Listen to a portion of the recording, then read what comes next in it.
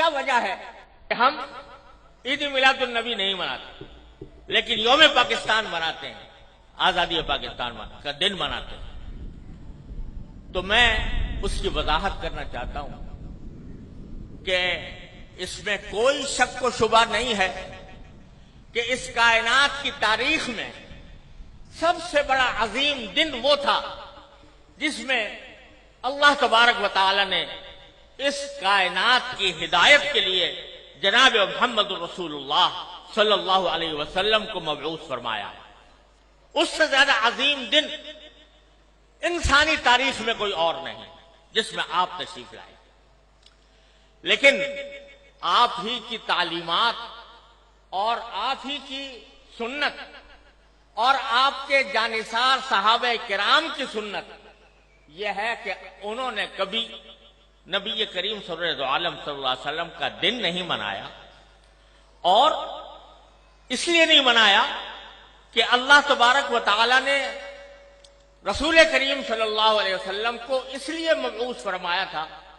تاکہ آپ کی ہدایت کی روشنی سے یہ کائنات منور ہو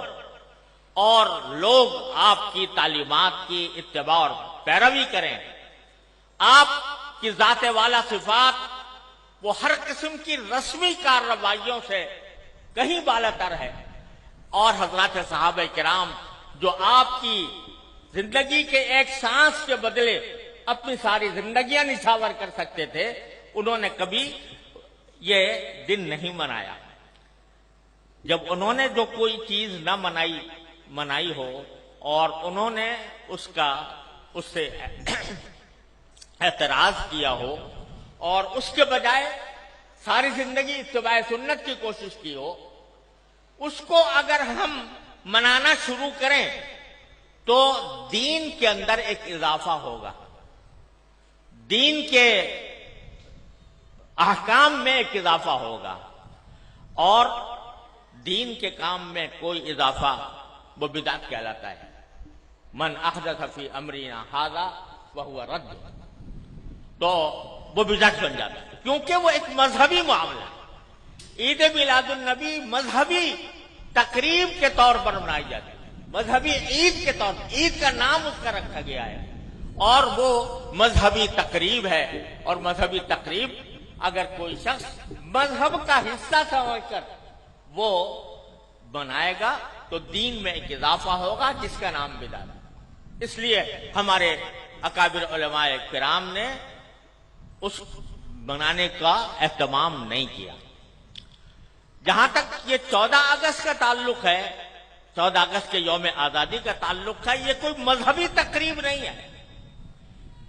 یہ کوئی دینی اجتماع نہیں ہے، یہ دینی تقریب نہیں ہے، بلکہ یہ ملکی تقریب ہے، اور ملک کی آزادی کے طور پر، اس کے ایک نشان کے طور پر اس کو منایا جاتا ہے۔ کوئی شخص بھی جو اس کو منانے والا ہے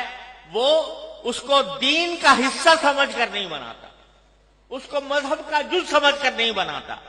بلکہ ایک ملکی تقریب ہے، ایک ملک کا اللہ تبارک و تعالیٰ نے ایک ملک ہمیں عطا فرمایا، اور ایسا ملک عطا فرمایا جس کی تفصیل مولانا عزیز الرحمان صاحب نے بیان کی ہے، تو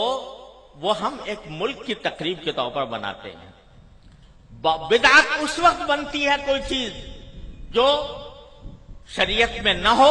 اور شریعت کا حصہ اس کو بنا دیا جائے، لیکن یہ کوئی شریعت کا حصہ نہیں، یہ کوئی دین کا کوئی دینی تقریب نہیں، دینی عید نہیں، دینی مذہب نہیں، دین کا کوئی مذہبی حصہ نہیں، لہذا یہ ایک ملکی تقریب ہے۔ اور یہ ایسا ہے جیسے کہ اگر کوئی شخص اپنے گھر کے اندر کسی اپنے گھر کی تعمیر ہوئی اور اس تعمیر کے اوپر کوئی اجتماع کرے، کوئی دعوت کرے، تو یہ کوئی مذہب کی تقریب نہیں ہے، کوئی دین کی تقریب نہیں ہے۔ اسی طریقے سے ہم یوم آزادی پاکستان کا اس لیے مناتے ہیں کہ اللہ تبارک و تعالیٰ نے اپنے فضل و کرم سے یہ نعمت ہمیں عطا فرمائی تھی، اور